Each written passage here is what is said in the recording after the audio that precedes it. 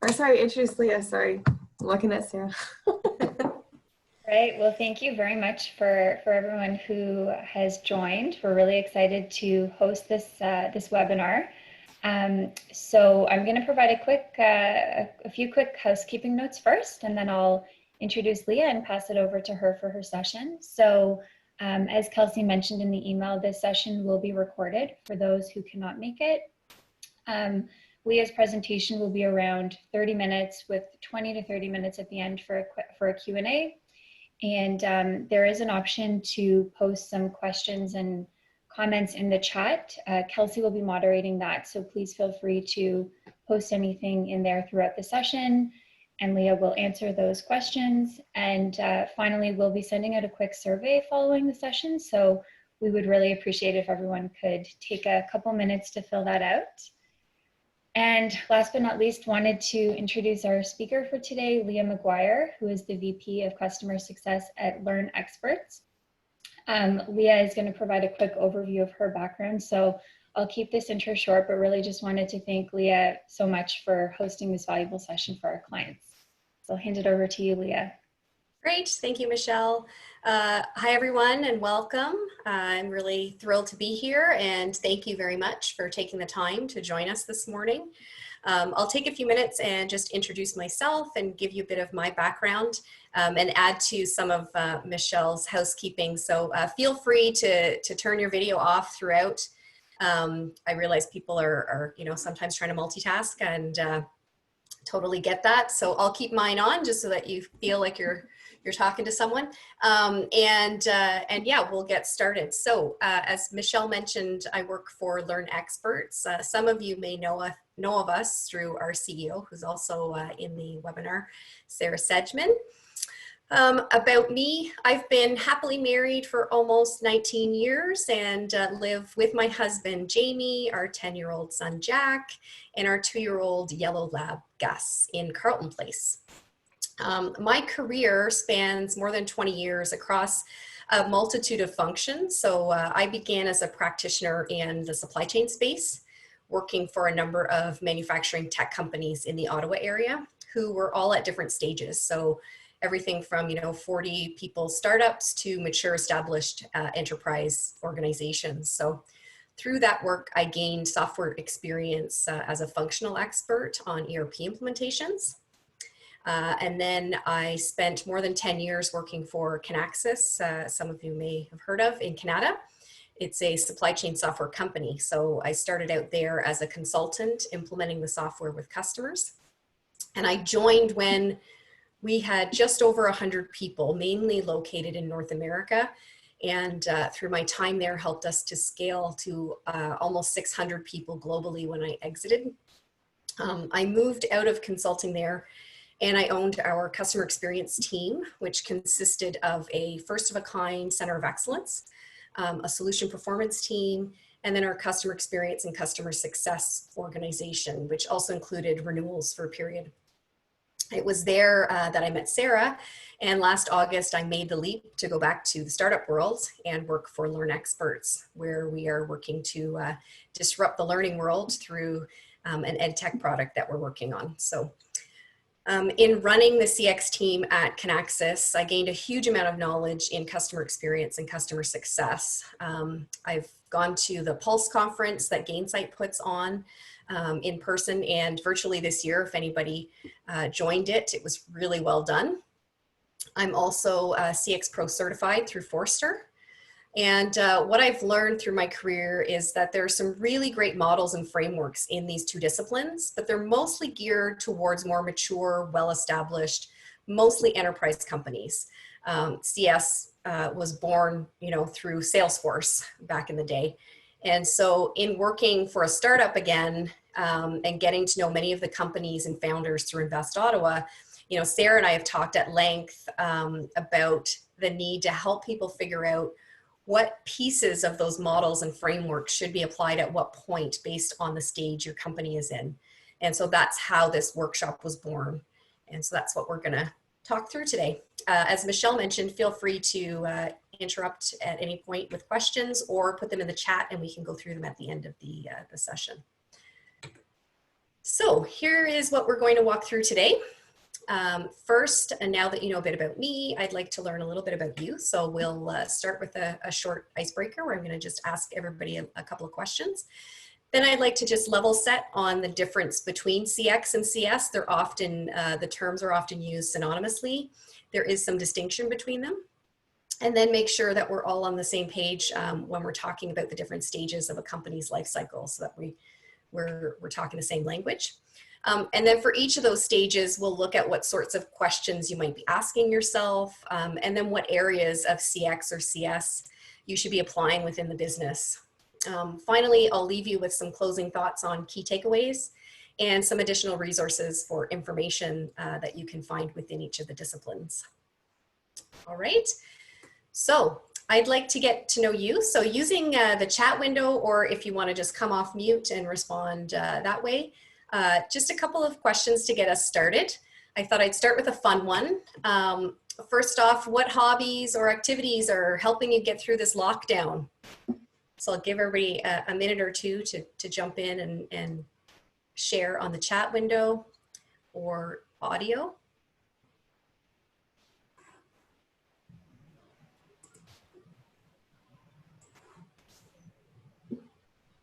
Board games with the kids, that's great, yep. Reading, online fitness classes, I've been doing a lot of that too. Running and PlayStation, running after your 14-month-old, yep, that would definitely keep you busy. Running and biking, it's so nice to have the nice weather, I love it. That's great, awesome. I know early on we did the whole Tiger King binge. So we watched a lot of that. Still watching lots of TV. Okay, so next, what stage are you in? If you want to just, do short form, P if you're a pre-accelerator, A if you're accelerator, or S for scale up. And if you're not sure, just an N, and feel free to add that to the chat. Great, so we've got a mix of pre-accelerator and accelerator, it looks like. Awesome. Great, thank you. And have you thought about CX and CS in your business so far? Just a quick yes, no for me would be great. Getting yeses so far, great. Oh, very little, wonderful. So we'll let you, hopefully you'll get some value out of the session. And then lastly, do you have any sort of strategy defined yet for addressing CX or CS in your company?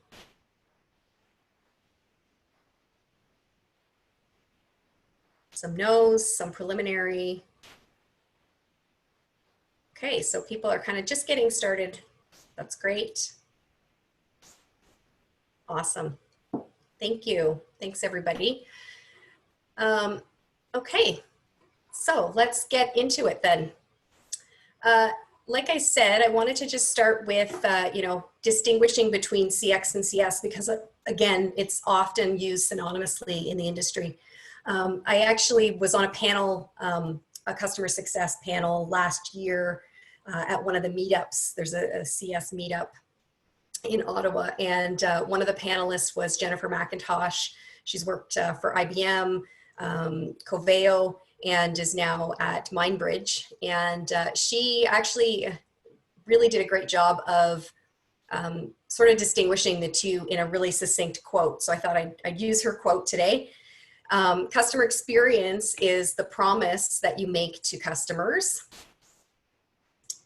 And customer success is how will you deliver on that promise? So if we put that another way, first, it's the impression that you leave them with on two fronts, people and product. That's your CX piece. And then second, it's the processes that you're putting in place to ensure that every time customers use your product or talk to people in your company, they walk away feeling like you care about what they care about, which is their success. And so those processes, that's sort of where the customer success comes in. And then when I look at it, I think about CX sort of being that umbrella that covers the entire business when it comes to how customers feel about your company And CS is really around the tools, the processes, the people that are making sure those interactions that customers have with you and your product are positive ones. So that's how I like to think about, you know, the distinction between both. And like any discipline out there, there is a lot of jargon that comes along with both disciplines. It's often hard to know what it all means, how to apply it at the right time based on your business's needs. You know, there's lots of, you know, as the word bubble shows, lots of different terms out there, acronyms. Every discipline has a bunch of acronyms. So you want to be able to try to distinguish it.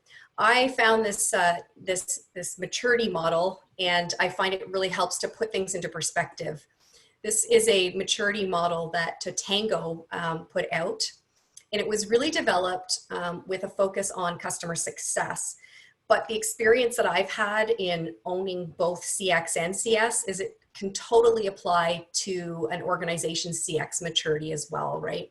So if you look at the way, I love the way that they put it together because it's easy to understand. The terms that they use are things that you can immediately recognize and understand, right? Everybody knows what heroic means when you're firefighting something and you're being reactive. So it's really easy to understand that when you get to that mapped level and you're starting to develop processes.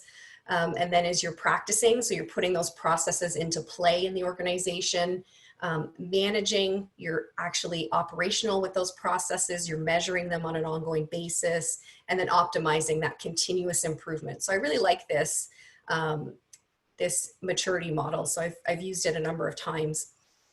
And in the context of what we're talking about today, no one really wants to be firefighting, but we all know that in small startup companies, everybody's wearing many hats and things are moving really fast a lot of the time. So it's inevitable that you're going to be doing some firefighting. You are going to be reacting. But if you can have that CX or CS mindset and focus early on and understand those models, you know, that they have for the enterprise and learn to adapt them to your business with what stage you're at, it can help you be more proactive and do less of that firefighting and identify when you need to scale different elements of both in order to minimize the firefighting and the heroics as you grow and set you up to use those as a strategic differentiator for your company.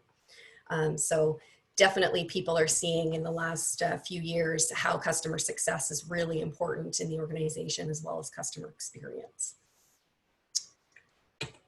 As far as company life cycle, so I did pull the statements that are under each of these stages from the Invest Ottawa website.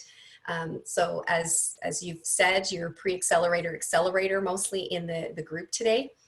We've also got the scale up, and then I've added an and beyond, which is basically, you know, anything that is over a few million in ARR, potentially thinking about an IPO. But that pre-accelerator is that early stage startup. The accelerator is that early stage of rapid growth. You're getting employees, you might have up to 20 employees. Your scale up is you're over $1 million in ARR. And so I just wanted to level set with everyone that that's what we're thinking about, and that's how we're thinking about those different stages when we talk to them as we get into the details. I'm going to pause right here and just see, have there been any questions come in, Kelsey, that anybody would like to ask now, or are we good to keep moving? Yeah, I'm not seeing any questions right now, but if anybody has them, we're watching in the chat. Okay, perfect. Thank you. So we'll jump into more of the meat of what everybody's here for. So if we look at it stage by stage, when we look at the pre-accelerator, your current state is, you know, you've identified a problem. You're looking at and may already have an idea on how to solve that problem. You're starting to think about who are your customers, what's the problem that you're going to solve for those customers, how do you actually bring value to the market with your idea. So that's kind of the state that you're in that pre-accelerator phase. Questions that you may be asking yourself, you know, does my idea actually address the problem? Are customers going to use the idea? Are they going to like it when they use it? What does that idea look like on paper? You know, you start thinking about the design and the experience. And can you make money with it? That's the big thing when you're starting a business, is how am I going to make money with this? As far as the organization, typically you're less than 10 people. You might just be one or two. You've got a founder, a co-founder. You may have some product design folks, or you're contracting that, some development, but it's really small, tight, small organization at this point. And then when we're looking at, how do we apply CX and CS? You're really thinking about mapping out what that problem is and what does the solution look like. So you may want to develop some lightweight customer personas. It just helps you think about, who is the customer that I'm building this for as I'm starting to design. So when you're designing it, you're really taking the user experience and the customer personas into consideration as you're designing out the product. And then thinking about how to make the product sticky. So it's really early stages of what is it that I'm trying to produce? What's the value I'm going to bring? And how can I create a positive impact for my customers? And how do I need to think about the customer experience that they're going to go through to make that product sticky so that they can use it again and again and again. So that would be our pre-accelerator stage. When we move into accelerator, your current state changes, right? You're a little bit bigger. You've probably got an initial working product or prototype at this point. You might be starting to sign customers. You've probably got some funding behind you. You're starting to grow your revenue, and you're starting to look at those internal processes. And then the questions that you're asking are, are the customers going to find value? Will they pay for it and then continue to pay for it, whether you're in a SaaS model or a perpetual type of model? You also want to think about how you're going to gather relevant feedback. So how do I get information from customers to be able to understand what they want in the product? How do I train and support people that are using the product? And then starting early stages of thinking about, how do I measure success? How do I measure that customers are happy and that they're liking the product and that the product is providing the value that I'm expecting? From an organization standpoint, you've got a few more people working for you. So there's, and these are all ballpark numbers. It's going to be a little bit more, a little bit less, depending on the company. But 10 to 50 employees, you still have your founder, co-founder, but you're starting to build out the organization. So you've likely got some sales and marketing type of people. You're starting to build out a development team as well as support, because once you've got customers using the product, they're definitely going to need somebody to tell them when they run into problems or issues, break fix type stuff. So they'll have some support there. So at this point, when you're looking at applying CX or CS, this is where I think it's important to start thinking about that vision. What is it that you want your customers to experience with your product or service? And then start building that into your culture, making sure that everyone in the company understands that vision, and that vision is sort of front and center for how you're going to work as an organization and drive success with customers. A role clarity exercise. This is really great and important to do. It helps you identify gaps or redundancies in task ownership. And this is an internal exercise. So it's super important as you grow and add new functions to revisit this exercise on a regular basis. So it keeps internal alignment. So, and you might think, well, I've only got, 20 people. I don't really need to do this. I know of a company that actually did a role clarity exercise, and they only had about 20 to 30 people. And they did find gaps. They did find redundancies where people, two people or two functions both thought they owned something, or there was something that nobody owned. So it's a really important exercise to go through.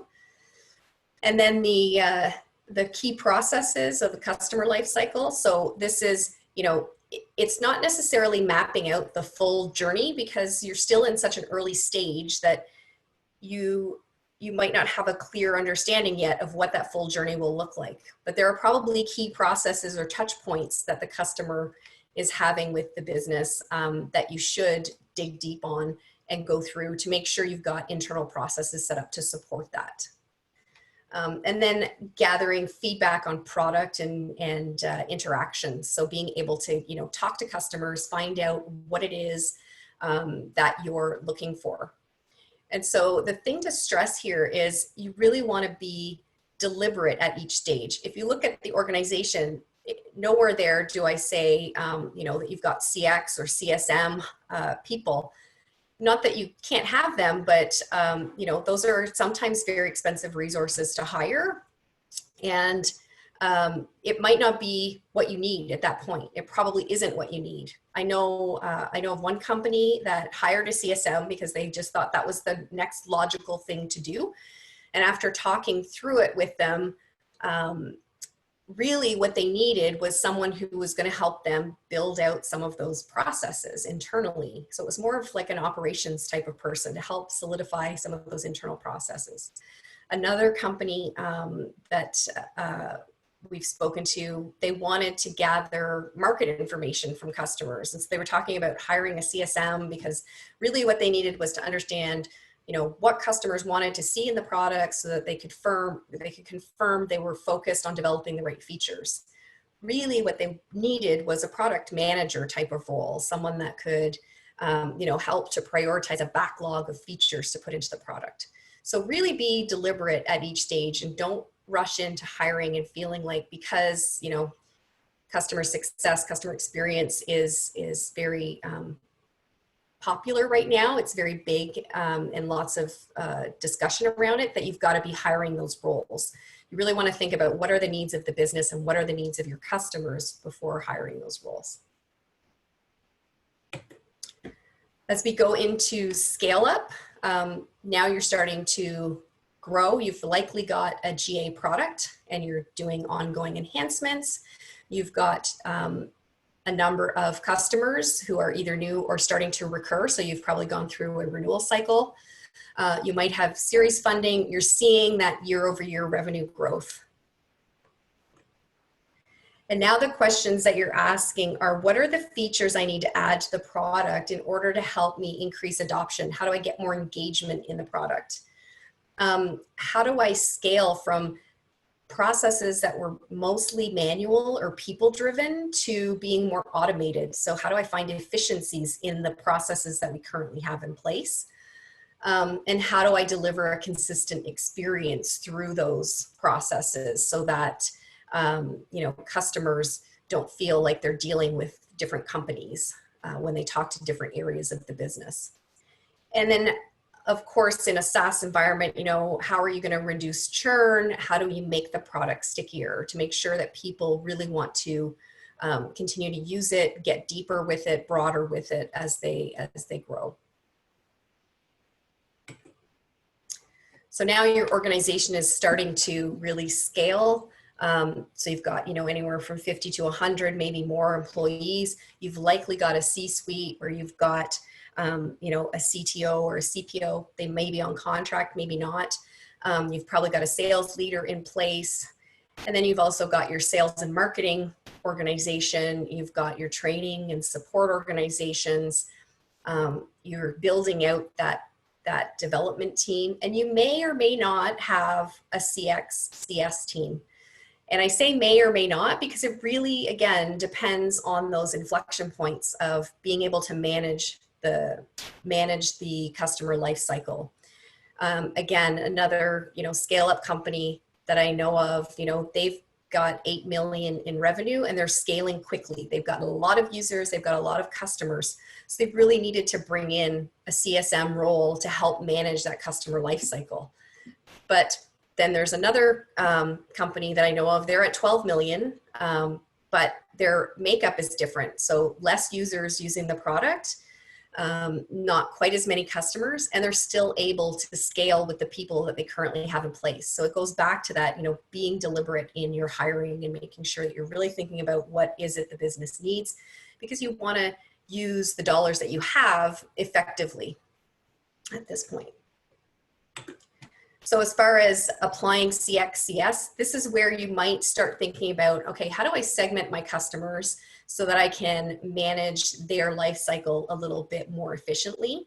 Because if you have a customer base that varies, where you might be selling to an SMB company in one way and then selling to an enterprise company, you want to make sure that the experience that those two types of companies have makes sense for the size that they are and for the way that they engage with you. So segmenting your customers, whether it's based on the revenue that you get from them monthly, what region they might be in, what parts of the product they're using, the number of users. There's a number of different ways to segment your customers, but really starting to think about how do I look at that and segment so that I can be efficient with the way that I look at things. And then developing health scores. What makes a happy customer a healthy customer? And what are the data points that we need to be able to do that? And then starting to develop some key metrics around it. I know at Canaxis, when I was there, we looked at things like adoption. So how many users were logging in weekly, support cases. Do they have a number of P1 type of support cases? Are they achieving their outcomes? And again, those are things to start thinking about. And it might not be super complicated to start. You might say, all I need to know is that they've got users logging in, and that might be as simple as it is, or there might be 2 or 3 things. So don't overcomplicate it, but start thinking about how you know that a customer is happy with the product. And then you might also start looking at investing in some sort of technology. So Gainsight is one platform, and it's pretty robust. I know that there's others out there. Tatango is one. Medallia, from a CX perspective, does surveying and voice of customer type of technology. So you want to start thinking about, okay, what is it, if we're measuring these things, what technology best fits the needs that we have at the time, and start looking at investing in those. Okay. Then when we get to that and beyond state, now you're looking at potentially you've scaled up and you're on the road to being an enterprise level organization. So you've got a lot of customers, you've got several million in ARR. You might be looking at doing an IPO, maybe not. Lots of companies go years before they do an IPO, but you're more mature. You've got processes in place that are pretty standard. So now you're thinking beyond just how do I get people in using the product and make it sticky. Now you're thinking about how do I actually make sure that customers are achieving the outcomes that they're trying to achieve? How can I stay relevant in the market and increase my market share? And then how can I upsell and cross-sell the product? It's not to say that you're not thinking about these things earlier on, but they become more front and center as you get more mature as an organization. And from an organization, you're likely more than 100 people, maybe bigger. And you've got all of those major functions that we've talked about in the last few slides, including a CX and a CS, because you're at the point where managing that overall customer journey is really important. And so from a CS perspective, that full customer journey map from before you actually sign a customer. So how do you market to a customer, and then when they go through that sales cycle, when they get onboarded, when they're implementing the system, when they're going through that adoption and starting to realize value, mapping that entire journey and starting to look at, okay, now do we have major gaps that we haven't addressed already, and start addressing those. And then just continuously improving. That's the big thing when you get up to that optimizing level of the maturity model, is you're continuously looking at the processes you have in place to manage the journey, and you're improving them, because nothing is ever dynamic. Your customers are going to change over time. Your organization will change over time. So you want to really be dynamic in what you're looking at. And then you're going to have that regular ongoing monitoring of your KPIs that you've defined, and you might find new ones, you might expand. Again, that's another thing that's really dynamic, and it grows as you grow. So again, I will pause there and I'll just check in with Kelsey to see if we have any questions or comments. We do. We have one question from Sarah, actually. Sarah asks, what are common mistakes that companies make regarding CS or CX? It's a great question. Some of the common mistakes, I would say, again, it's really about, you hear all these frameworks and stuff and you try to just jam everything in one big bang approach. And depending on the culture of your organization and the size, that's not necessarily going to work. So it's really about, understanding what is the pain point today and what are the things within those frameworks that we can use as levers to help alleviate those pain points.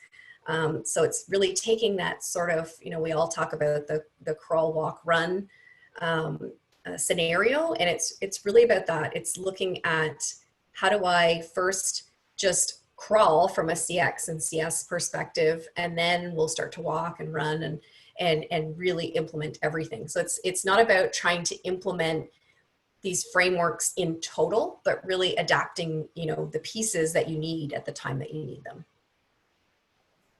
Hopefully that helped answer the question. Hopefully that answers that, Sarah. Okay.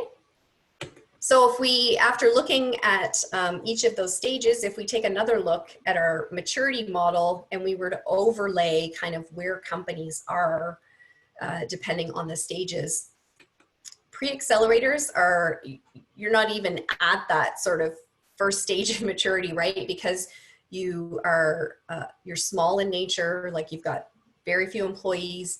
The things that you're thinking about, while they do have a CX application, it's not necessarily defining like a journey map. Like you might not have a customer yet, so you don't know what that journey map will look like. So it's really just thinking about, what's my product, what's the value I can bring, how can I solve problems for people that I'm trying to sell to customers. So pre-accelerator kind of sits at the beginning of this, or even before this maturity model even kicks in. Accelerator, you're starting to get more people, so now you're really, potentially into that firefighting mode where things are starting to happen, you're getting new customers, you've got more employees, so you're a bit more reactive, lots of people doing lots of things, and it's very busy. And again, the more you can think about those questions that you're asking yourself and applying the right pieces at the right time, you can minimize that firefighting.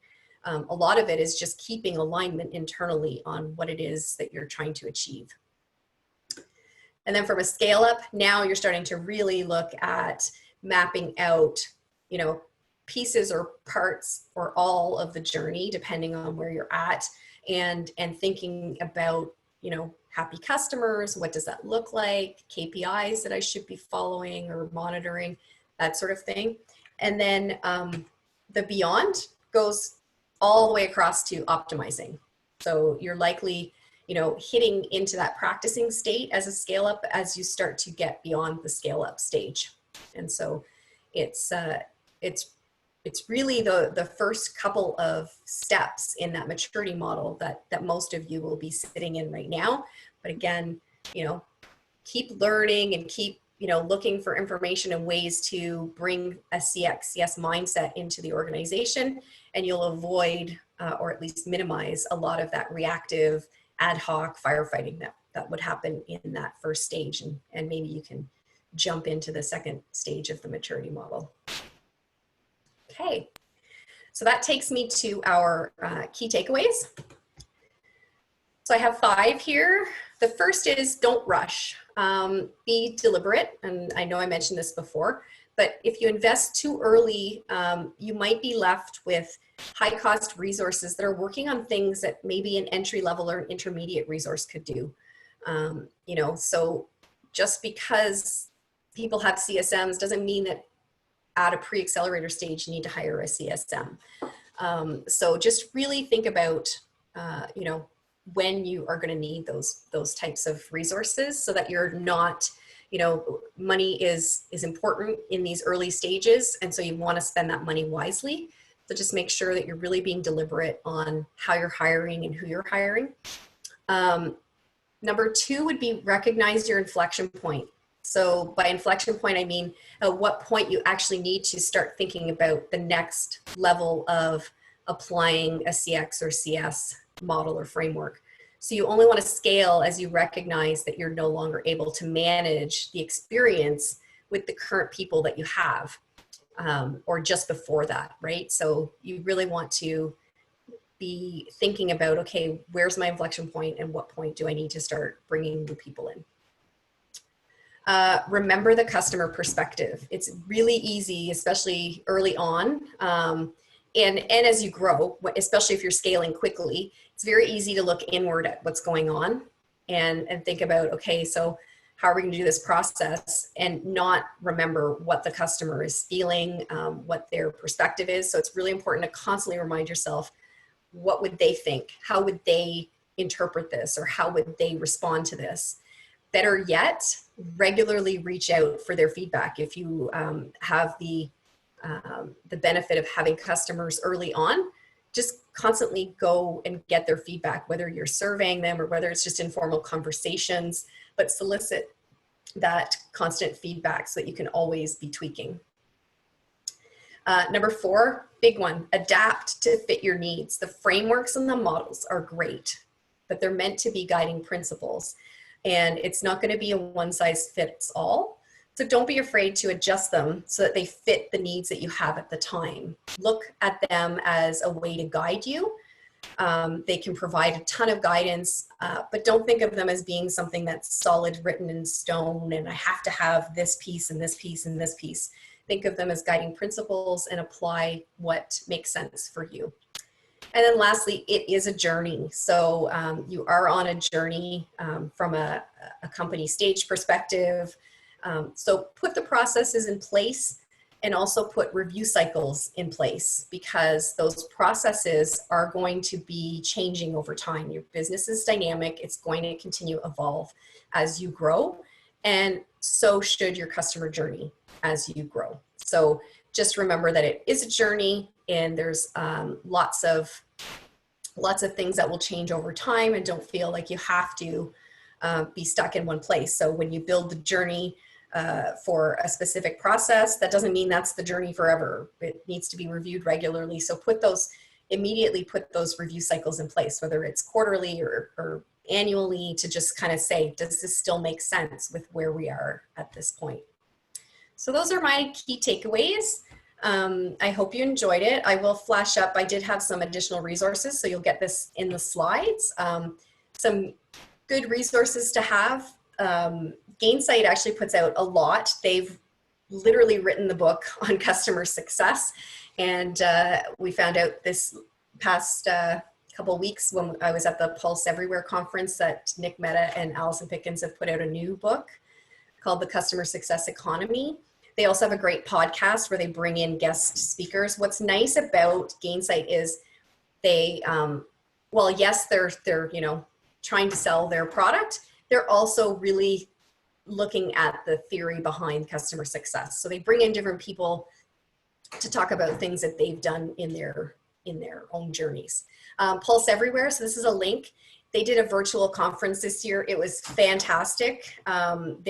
If anyone has ever gone to Pulse live, the thing that I was really impressed with is they have like a puppy petting station. So during breaks and stuff, you can go and pet puppies.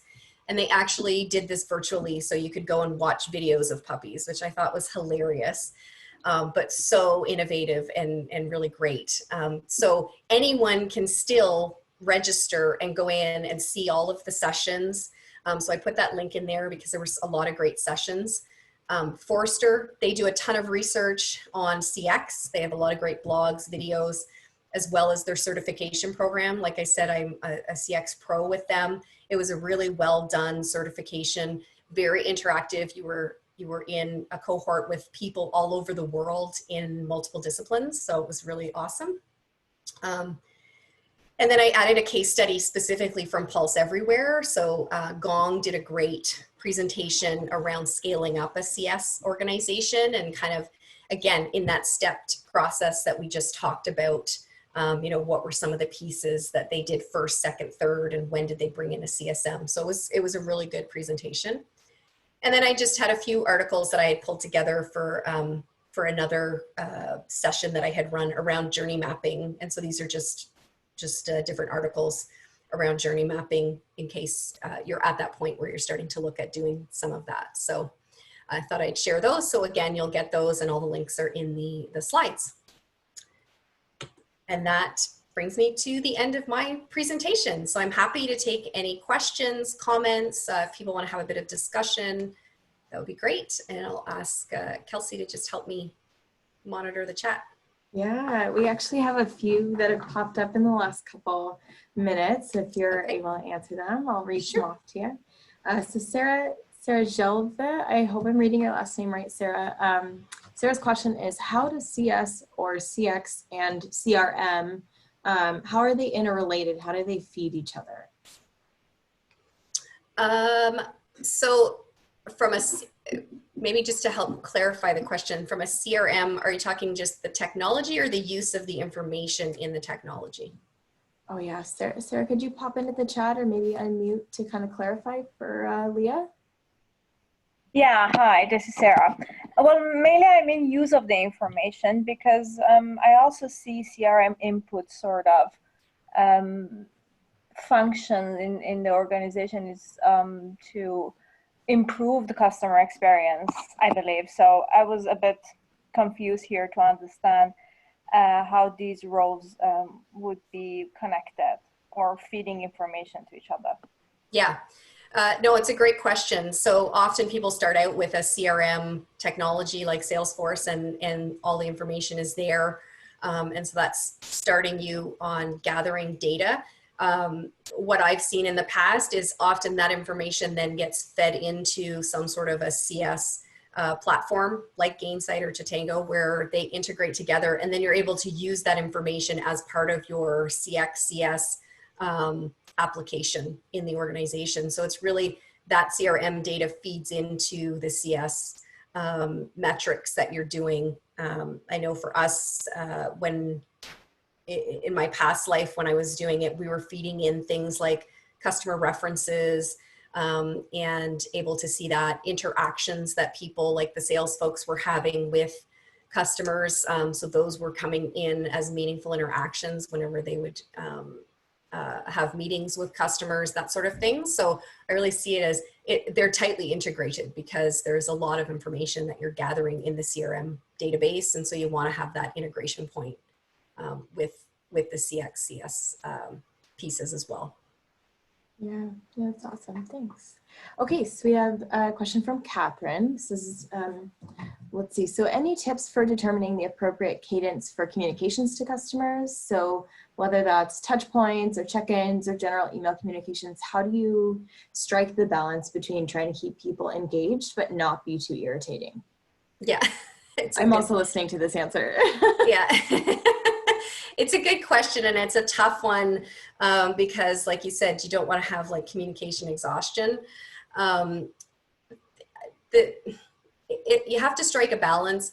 I think what I've seen work well is a mix of, you know, human contact. So having someone that's reaching out, I would say on a quarterly basis. So I've developed in the past engagement models with customers where depending on the segment that they sit in, you know, the engagement looks a little bit different. So it could be mostly automated if they're in a lower segment to more high touch, face-to-face type of interaction if they're in a higher segment. And then you've also got to strike that balance with your marketing organization if you're doing reach outs there. So we had marketing operations kind of sit with us when we were going through those engagement models so that they could see, okay, you're going to be reaching out in this format. And so we could kind of keep a cadence that was tightly integrated with each other. So we often looked at, you know, quarterly business reviews for a high touch customer and monthly check-ins versus a more low touch or automated tech touch customer. They might get those communications strictly via email. But again, you've got to look at it with marketing so that you're not hitting them multiple times. I know there's a lot of best practices out there from a marketing perspective on how often you should be reaching out, and then striking that balance, because you want to. The big thing is making sure that you're aligned internally on who's doing the reach out. So that was something that I've heard in the past is I hear from everybody and I don't know who I'm supposed to really interact with. And so they get confused if you've got multiple people all reaching out and they don't feel like they have one point of contact. So that's important too, so that people internally recognize that you know, Joe in sales just reached out yesterday, and now Susan in support is reaching out, and tomorrow Jack in CS is reaching out. Like, you really want to try to, as much as possible, coordinate some of that reach out so that it's not exhausting to them. But it is a hard thing to balance. And you've really just got to, you know, kind of work through it from an organization perspective. But I would definitely recommend having, you know, marketing operations tightly integrated with your CX and CS engagement model. Yeah, it's great advice. It's great advice. Okay, let's see. Moving on, we have a question. Oh, Catherine says thank you. So does Sarah from the last question. Diego is asking, when developing your first product, what would you suggest they pay attention to regarding CX, like something you know is a must-have? When you're developing the product, it's the user experience, I would say. I mean, that's even where we're at with what we're doing from a product perspective. It's how can we make it as frictionless as possible for the end user from a product perspective. And so it ties into customer experience, because if they're having a frictionless experience, then they're going to be happier, they're going to be more engaged. Thinking about too, I would say, you know, how do they get support on the product? That's important. If it's cumbersome, if it's not super intuitive, so you want it to be intuitive and as frictionless as possible. But if there are points of friction, how do they get support on that? Is that in product help? Is that reaching out to somebody? You know, people like to self-serve, so as much as possible, keep that in mind. If they have to pick up the phone or even put in a support case, it tends to frustrate people. So I would think about those two things from a product perspective, is just, you know, looking for friction points and trying to reduce those as much as possible. And then where you do think you might have friction points, how do I easily get support and figure out what I need? As an example, I've been doing a lot of work lately in QuickBooks, and I'm trying to figure things out, and they've actually got really great online help. So pretty much anything I type in, I can find an article that tells me, here's the step-by-step on what you need to do in QuickBooks. And it's like, oh, okay, that's great. And so, because the UI isn't always necessarily super intuitive. So on that perspective, you know, if there's pieces that you think customers won't find intuitive, how do they get help, or how can you reduce that so that it is more intuitive? I hope that kind of answers the question. Yeah, Diego said, perfect, thanks. Great. We have one more question that just come in from Ryan. He says, are there any elements you recommend automating from the beginning that benefit if you're just starting out, or if you have a few customers in the bag? That's a great question. Let me give it a little bit of thought. Yeah. Automating from the beginning. The feedback loop, I think that's an easy one to automate from the beginning. You know, everyone talks about the NPS score. So the Net Promoter Score, how likely are you to recommend? So anything from a feedback perspective that you can try and automate is probably low-hanging fruit, right? Because there's lots of survey tools and stuff out there. But again, it comes back to the earlier question on striking the balance. You don't want to over-survey people because people get exhausted from them. So finding that right amount of time to do that. What other things? I'll give it some thought, and if I have any other thoughts, there's nothing sort of popping into my head just right at the moment, but it's a really interesting question, so I'll think about it, and I'll come back to Kelsey with some answers on that. Yeah, no problem. Yeah, we're getting a lot of thanks in here. It seems like people are, kind of popping out a little bit, but so many people are just saying thank you, and even bigger thank you for the presentation and for everything that you've put together, all the questions you've answered, Leah. It's been super helpful. Even just some of the things that I picked up here from my role. I know we do a lot of surveying and finding kind of that balance. So you're preaching to the choir. Great, fantastic. Yeah. Well, I hope it really resonated with folks, and I again thank you very much for joining, and I hope you found some value in it. And yeah, it's been great. You. Thanks so much, Leah. And yeah, for anyone who's still sitting on here, we will be sending the recording out.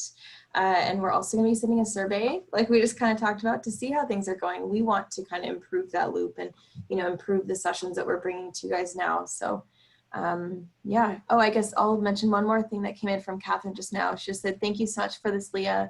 It's been great information to share. The organization has pivoted, and one of the mistakes that they had made the first time around was trying to scale the CS too quickly. So it's excellent that many companies can benefit from what you've taught today. So some direct feedback for you. I thought that'd be nice to hear. Yeah, that's awesome. Thank you. I'm glad it was helpful. Yeah, it looks like we have Sarah and Michelle popping back onto video, so I'll give them a second to talk or say bye if they'd like. Bye is okay, yeah. I was just going to say thank you. This has been great. Thank you very much, Leah. You're welcome. Thanks, everyone. Awesome. All right, thanks, Leah. I'm going to end the session now, and we'll send a follow-up to everyone later. Thank you so much for coming. Thank you. Awesome. Have a great day. Bye. Bye. Hey.